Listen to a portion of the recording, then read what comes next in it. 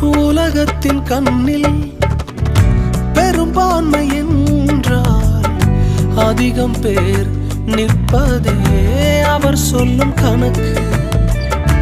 அப்பாவும் கண்ணில் தனி மனிதனாயினும் நீர்த்துணை நிற்பதால் பெரும்பான்மை எனக்கு. அட ஊர் என்ன சொன்னாலும் பாரதர் நின்னாலும் பிள்ளையெல்லாம் நான் உமக்கு. அட ஊர் என்ன சொன்னாலும் பாரதர் நின்னாலும் பிள்ளையெல்லாம் நான் உமக்கு. நிகரில்லாத தகப்பனுக்கு உயர் மலையோ